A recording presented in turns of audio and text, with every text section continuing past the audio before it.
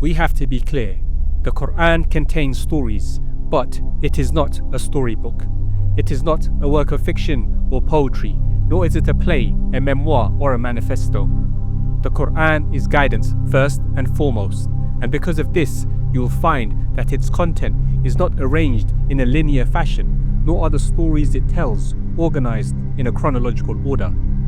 Revealed over a period of 23 years, the Quran was set down to the Prophet Muhammad, peace be upon him, in response to real-life events and challenges faced by him and the early Muslim community.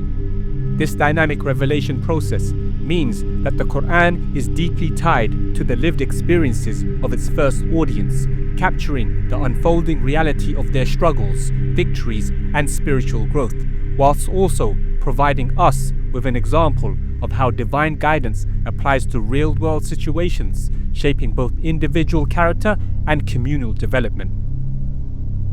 The book contains 114 chapters or surahs and 6,236 verses or ayat, which collectively lay down the foundation of Islam, including its theology, core tenets, ethical code, and legal framework. The stories of the prophets holds a place of particular significance in the Quran. Chosen by Allah, the prophets have been charged with the mission of delivering God's message to their communities, whilst demonstrating unwavering faith in the face of adversity.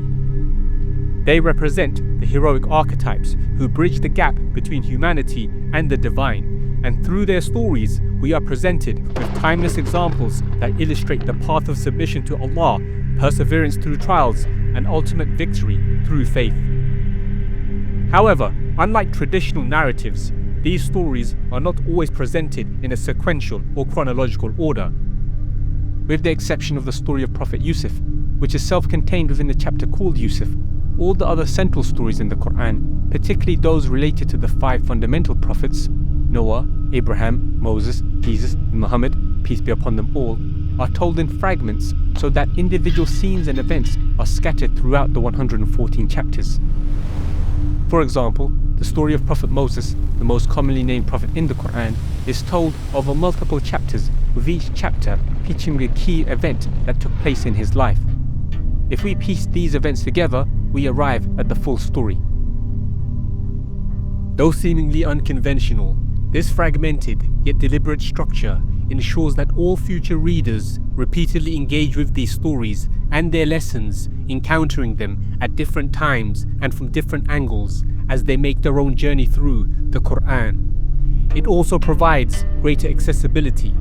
A person can open any page at any moment and begin to read without needing to know what was said in previous chapters and sometimes even previous verses.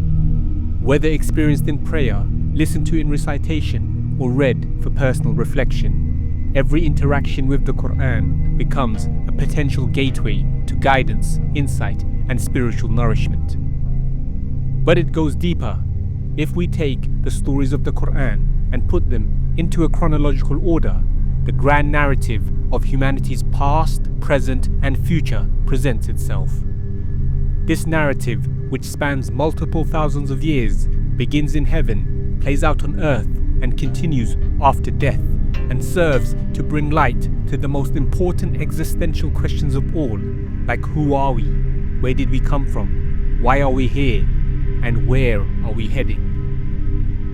The Quran does not merely tell stories for historical insight or entertainment, but instead to reveal the cosmic blueprint of existence, providing us with an origin story, a moral compass, and a vision of the future that urges us to see ourselves within the grand design of divine wisdom and to recognize our crucial role in the ongoing story of mankind. وَمَا خَلَقْنَا السَّمَاءَ